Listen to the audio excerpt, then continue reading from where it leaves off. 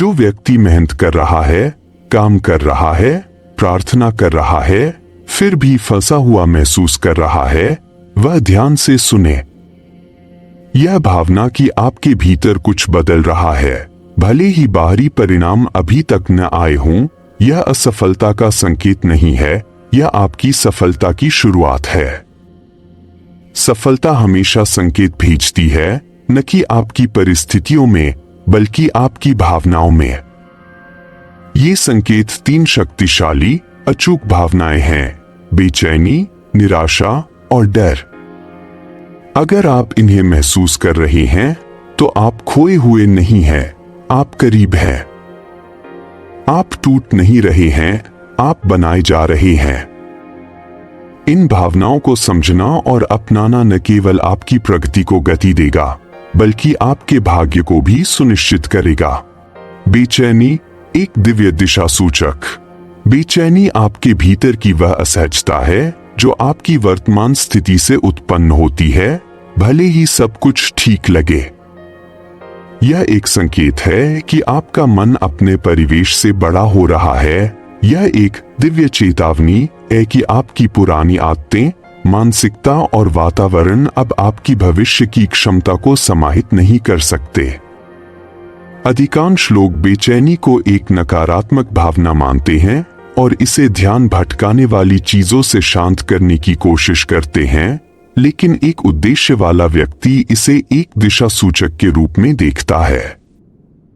यह आपसे अपनी जिंदगी का जायजा लेने और यह पूछने की मांग करता है, मैं किस चीज को बर्दाश्त कर रहा हूं जो अब उस व्यक्ति के काम नहीं आती जो मैं बन रहा हूं। इस भावना को नजरअंदाज करने से यह नाराजगी में बदल जाती है जो उद्देश्य के लिए जहर है। हालांकि जब आप इसका सम्मान करते हैं, तो बेचैनी एक शक्तिशाली आग बन जाती है जो आपको अगले स्तर की ओर लगातार धकेलती है। अगर आप बेचैनी महसूस कर रहे हैं, तो आपका भविष्य आपको बुला रहा है। बेचैनी विकास का एक शक्तिशाली संकेत है, असफलता का नहीं। यह वह बेचैनी है जिसे आप महसूस करते हैं जब आपका आंतरिक स्वयं या आत्मा आपकी वर्तमान परिस्थितियों से आगे बढ़ गया है। यह भावना एक दिशा सूचक की तरह है जो आपको एक नए उच्च स्तर की ओर मार्गदर्शन कर रही है। इसे नजरअंदाज करने या खुद को विचलित करने के बजाय आपको बेचैनी को एक चेतावनी के रूप में देखना चाहिए जो आपको बताती है कि आपकी पुरानी आदतें, मानसिकता और वातावरण अब आपकी क्षमता के लिए बहुत छोटे हैं। बेचैनी को समझना और उसका उपयोग करना। बदलाव की पुकार। बेचैनी आपको अपने जीवन की जांच करने और यह पहचानने के लिए मजबूर करती है कि आप किस चीज को बर्दाश्त कर रहे हैं जो आपके भविष्य के लक्ष्यों के अनुरूप नहीं है।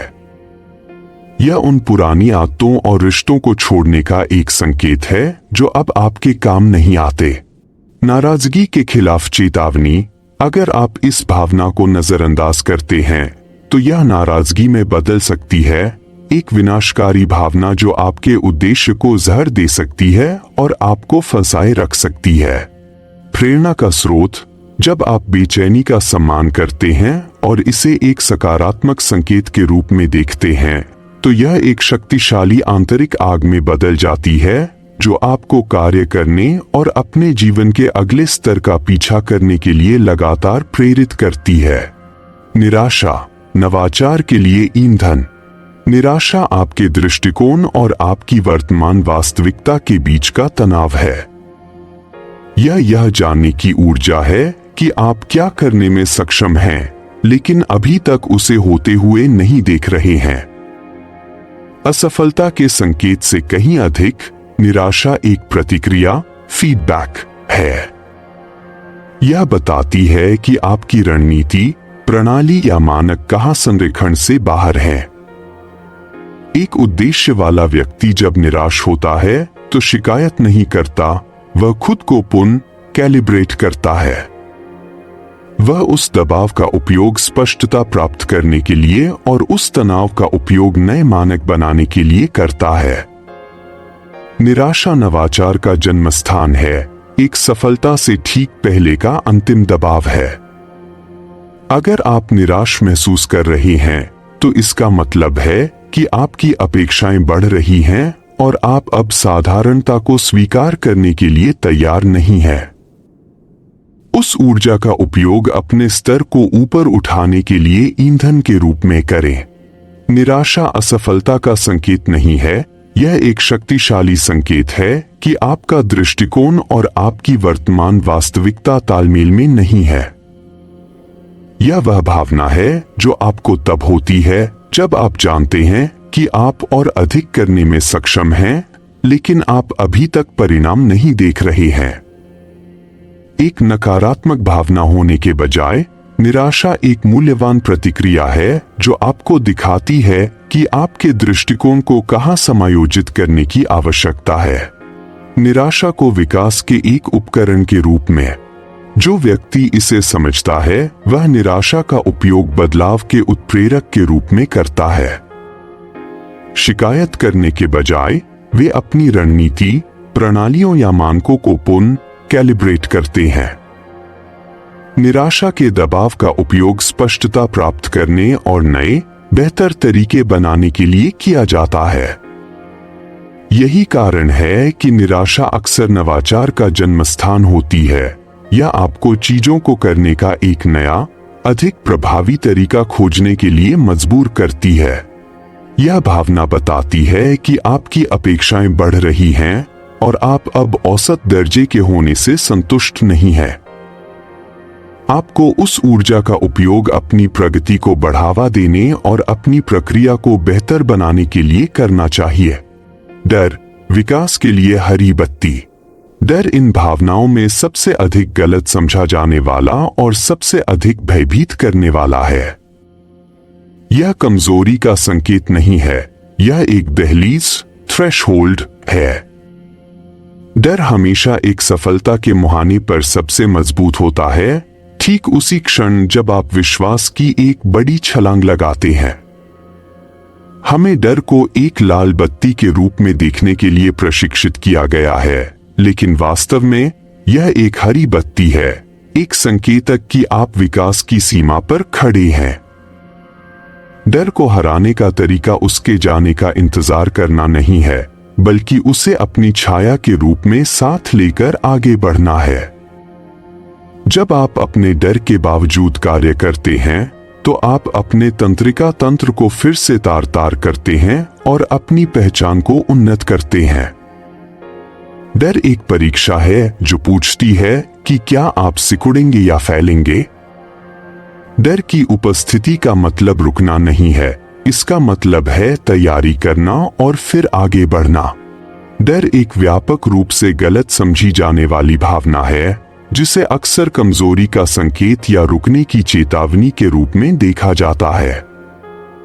हालांकि यह अंश डर को विकास के लिए एक सकारात्मक संकेत के रूप में फिर से परिभाषित करता है।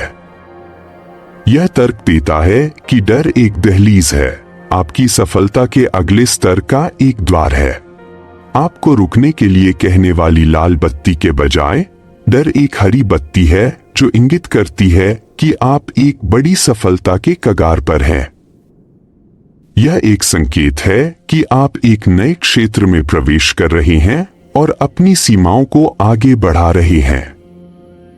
डर की भावना सबसे तीव्र तब होती है जब आप विश्वास की एक महत्वपूर्ण छलांग लगाते हैं, चाहे वह एक नया व्यवसाय शुरू करना हो, एक महत्वपूर्ण निर्णय लेना हो या अपने आराम क्षेत्र से बाहर निकलना हो। डर पर काबू पाने की कुंजी उसके गायब होने का इंतजार करना नहीं है, क्योंकि ऐसा शायद नहीं होगा। रणनीति यह है कि आप इसे स्वीकार करें और फिर भी कार्य करें। अपने डर के बावजूद आगे बढ़कर आप अपने मन और शरीर को इसे एक बाधा के रूप में नहीं, बल्कि एक चुनौती के रूप में देखने के लिए प्रशिक्षित करते हैं। यह क्रिया आपके तंत्रिका तंत्र को फिर से तार करती है, साहस का निर्माण करती है और अंततः आपकी पहचान को उन्नत करती है। इस दृष्टिकोण में डर एक परीक्षा है। क्या आप अपने आराम क्षेत्र में वापस सिकुड़ेंगे या आप फैलेंगे और बढ़ेंगे? इसकी उपस्थिति का मतलब है कि आपको आने वाली चीजों के लिए खुद को तैयार करना चाहिए और फिर आगे बढ़ना चाहिए। भावनाओं पर महारत। वास्तव में सफल होने के लिए आपको केवल इन भावनाओं को पहचानने से हटकर उन पर महारत हासिल करना सीखना होगा। इसमें बेचैनी, निराशा और डर को बाधाओं के रूप में नहीं, बल्कि प्रगति के लिए शक्तिशाली उपकरणों के रूप में उपयोग करना शामिल है। बेचैनी को पुनः कैलिब्रेशन उपकरण के रूप में। बेचैनी इस बात का संकेत नहीं है कि आप में कुछ गलत है, यह एक संकेत है कि आपकी वर्तमान स्थिति अब आपकी क्षमता से मेल नहीं खाती। इस भावना को दबाने की कोशिश करने के बजाय आपको इसका उपयोग एक पुनः कैलिब्रेशन उपकरण के रूप में करना चाहिए। यह आपका आंतरिक दिशा सूचक है जो आपको अपने जीवन का जायजा लेने के लिए कह रहा है। खुद से पूछें कि कौन सी आदतें, दिनचर्या या रिश्ते आपको पीछे खींच रहे हैं। यह भावना कार्रवाई की मांग करती है, इसलिए इसका उपयोग सचेत बदलाव करने और आगे बढ़ने के लिए करें। निराशा को फोकस के उपकरण के रूप में।